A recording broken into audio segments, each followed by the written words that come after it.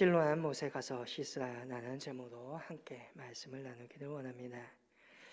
맹인이 눈을 뜬 곳이 있습니다. 실로암입니다.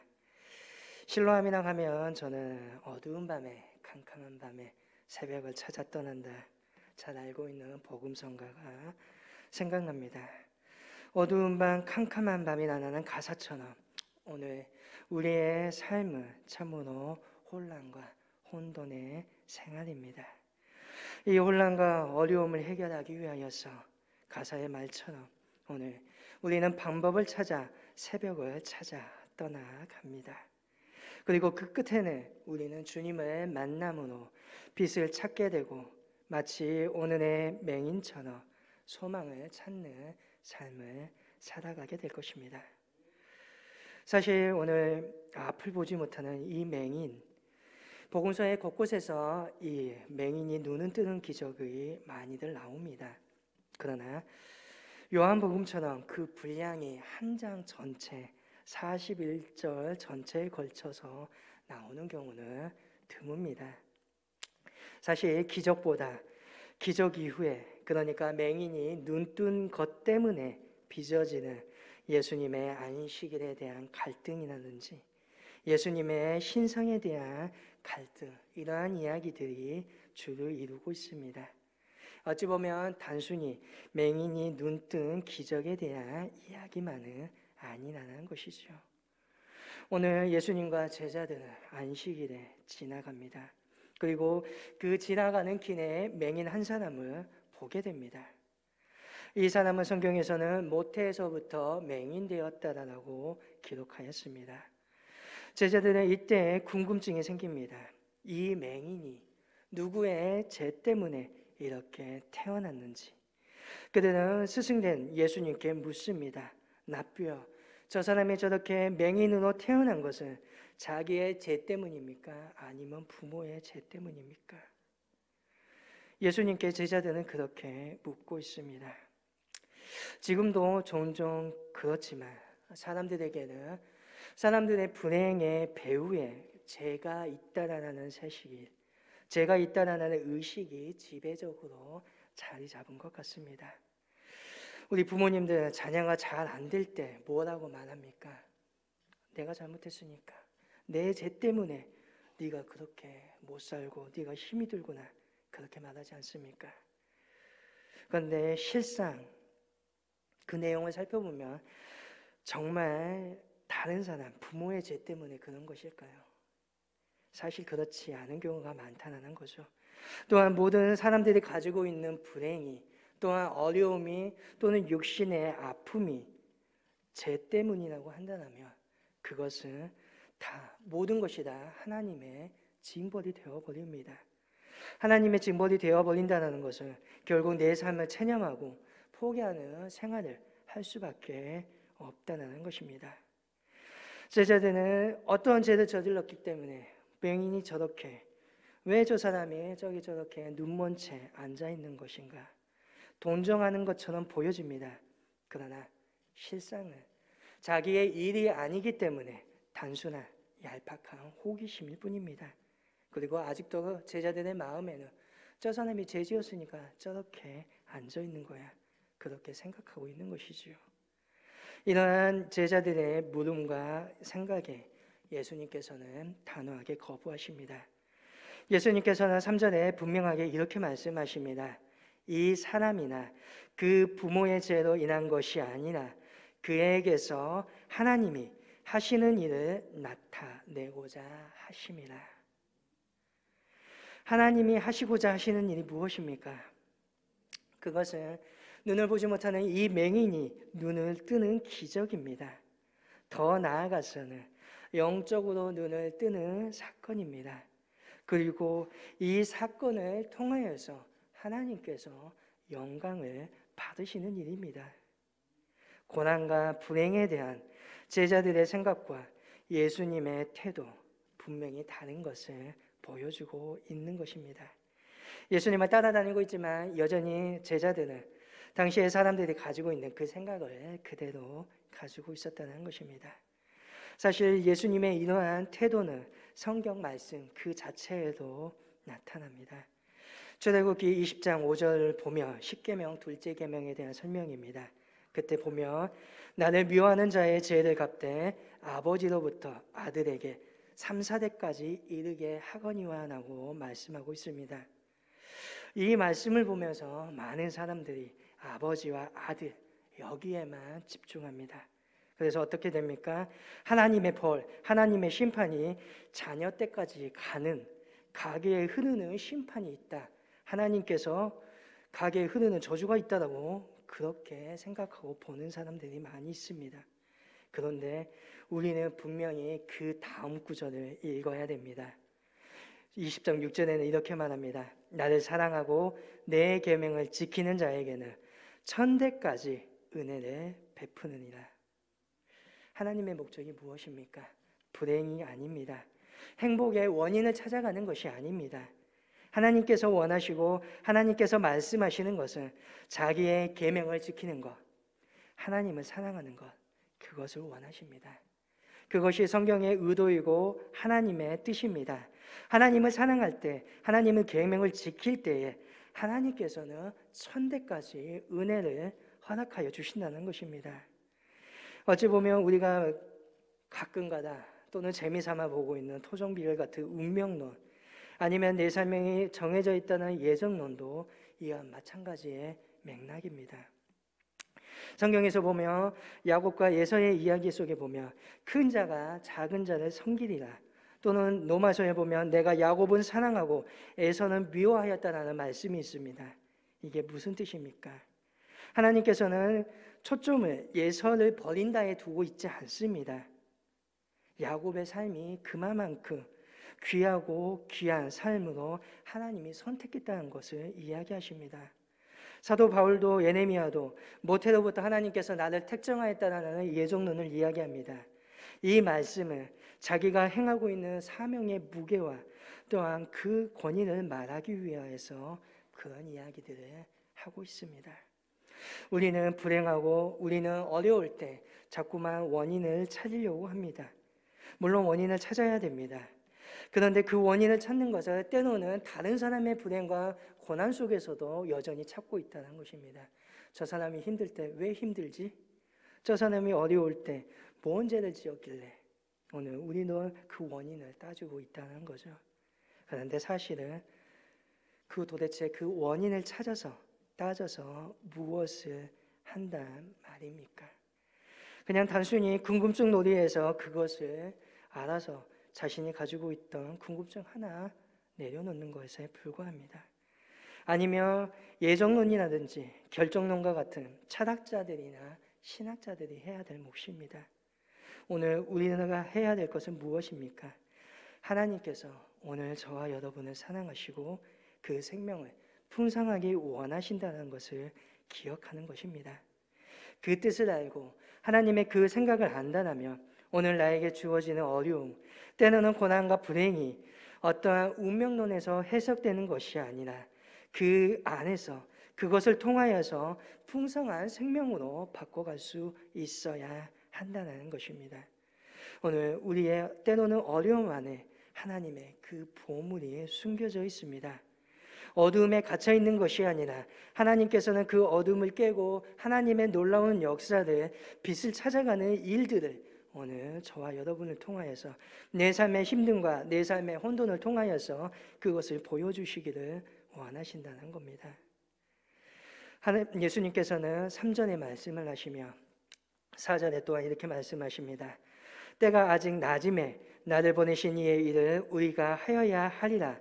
밤이 오리니 그때에는 아무도 일할 수 없다라고 말씀하십니다.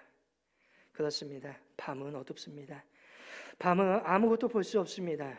밤은 혼돈입니다. 음모와 폭력이 행해지는 그 시간은 바로 이 밤이고 어두운 곳입니다. 이곳에 대하여 말씀하시며 5절에 내가 세상에 있는 동안에는 세상의 빛이라고 말씀하십니다. 예수님께서는 그 혼돈의 어두움의 밤에 빛을 비춰주시는 분이십니다. 세상을 환하게 비추시는 세상의 빛이십니다. 캄캄한 그 밤에 등불을 켜고 세상에 진리를 보이시고 그분을 만날 때에 밝아지는 빛을 보게 된다는 것입니다. 지금 안 못 보는 이 한 사람, 그는 어둠 속에 갇혀 있습니다. 인생의 밤입니다. 그랬던 그가 주님을 만남으로 빛을 보게 되었습니다. 빛을 찾게 되었습니다. 그런데 이 사람은 태어날 때부터 보지 못하였습니다. 보이지 않는 고통을, 빛의 고마움을 사실 이 사람은 모르는 사람입니다.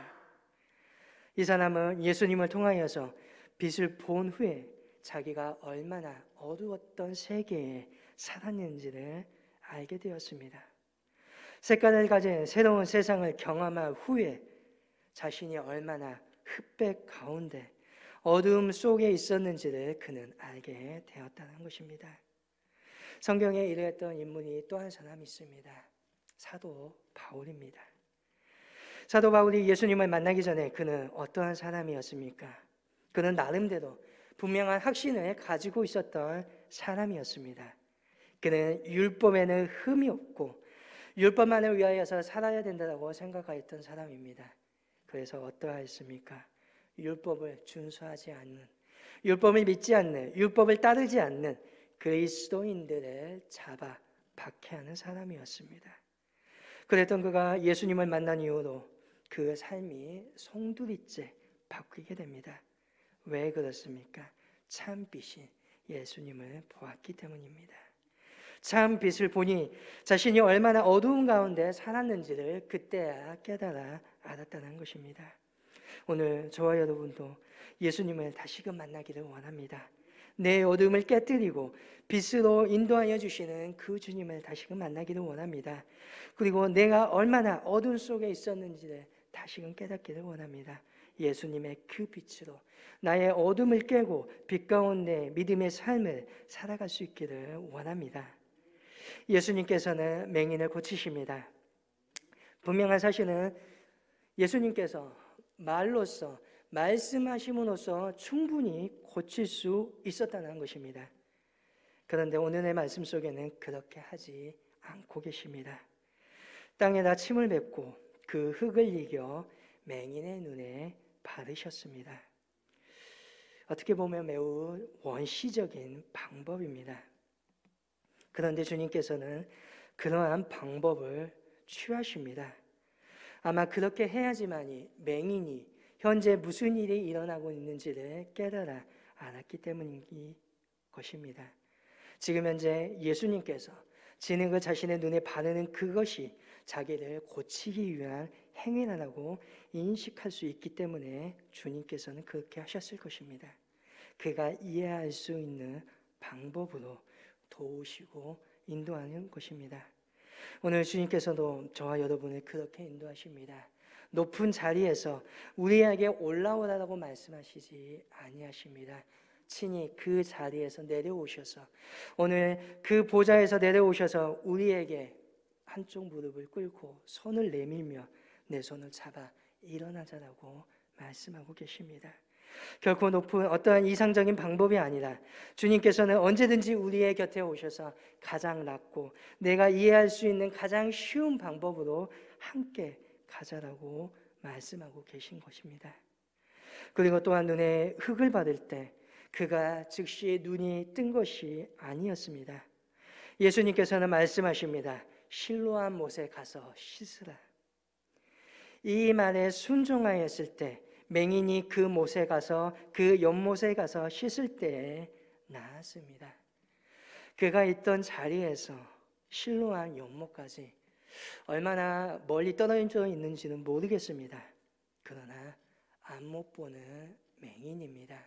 바로 내 코앞에 실로암 연못이 있다고 할지라도 아마 그가 그 거리를 걸어가는 것은 어려웠을 것입니다. 심정적으로 매우 힘들었을 것입니다. 그러나 그가 순종하였을 때 그는 빛을 보게 되었다는 것입니다. 실로암은 유다왕 히스기야가 아수르의 공경에 대비하여서 만든 연못입니다.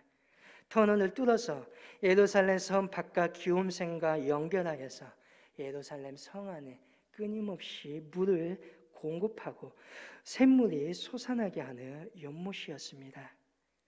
이 샘물은 이 실로암 연못은 예수님을 비유하는 것입니다. 예수님이 자신을 무엇이라고 말씀하십니까? 예수님 자신에 대해서 영원히 마르지 않는 샘물이라고 하십니다. 그 배에서 생수의 강이 흘러난다라고 하셨습니다. 그러므로 예루살렘에 물을 계속해서 생수를 흘러내오는 실로암은 예수님의 배에서 흘러나오는 생수와 같습니다. 그리고 이 생수는 결국 놀라운 기적을 일으킵니다. 눈이 멀었던 그 사람이 눈이 열리는 기적이 일어난다는 것입니다. 어찌 보면 오늘 저와 여러분에게는 실로암 그 연못이 필요합니다. 실로암에서 실로 번역하기를 보냄을 받았다라는 뜻으로 해석됩니다. 인생의 부르심을 받은 장소, 전환점이 되는 곳입니다. 내 삶이 다시금 바뀌어지는 터닝 포인트입니다.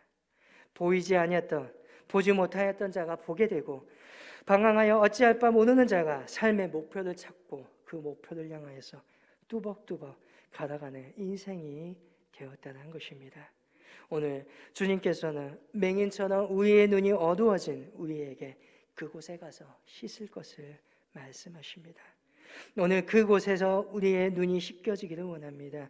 그곳에서 우리의 삶이 다시금 바뀌어지기를 원합니다. 그리고 다시금 기억해야 됩니다. 예수님께서 이 사람에게 찾아오셨다는 것입니다. 성경의 다른 사람들의 고침받는 장면과는 조금 다릅니다. 이 맹인은 예수님께 자기를 고쳐달라고 말한 적이 없습니다. 다리메오처럼 다윗의 자손 예수여 나를 불쌍히 여기소서 큰 소리로 외친 적이 없습니다. 그는 그저 여느 때처럼 구걸하기 위하여서 그 자리에 항상 앉아있던 그 자리에 앉아 있었을 뿐입니다. 그런데 그곳에 예수님께서 찾아오셨다는 것입니다. 그리고 주님께서 고쳐주셨다는 것입니다. 저와 여러분의 삶에 제가 여러분이 주님께 먼저 다가가는 것이 아닙니다. 항상 먼저 주님께서 저와 여러분에게 찾아오신다는 것입니다. 내가 지금 현재 힘들어하는 그 삶의 자리에, 고난의 그 장소에, 일상적인 그 삶의 자리에 주님께서 지금 찾아와 주신다는 것입니다. 바로 그곳에 찾아와 주셔서 나를 일으켜 주신 것입니다.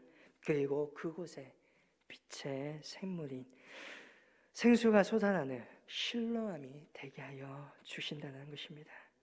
그곳에서 오늘 저와 여러분의 눈이 열리기를 원합니다. 오늘 그곳에서 우리가 보내받는 삶을 살아가기를 원합니다. 오늘 그곳에서 모든 역경을 떨쳐내버리고 모든 힘듦과 어려움에 내 마음에 좌절케 하는 그 모든 것들을 모두 다 떨쳐버리고 다시 일어날 수 있기를 원합니다. 맹인이 그러했던 것처럼 보지 못한 것을 보게 되고 어두움이 밝음으로 바뀌어지는 놀라운 기적을 경험할 수 있는 믿음의 저와 여러분이 될 수 있기를 원합니다. 실로암 그곳을 찾아가시기를 원합니다. 그곳에서 씻으셔서 오늘 우리의 영의 눈이 뜨고 우리의 몸이 깨어져 다시금 새 몸과 새 영으로 주 앞에 나아갈 수 있는 믿음의 저와 여러분 될 수 있기를 간절히 소망합니다.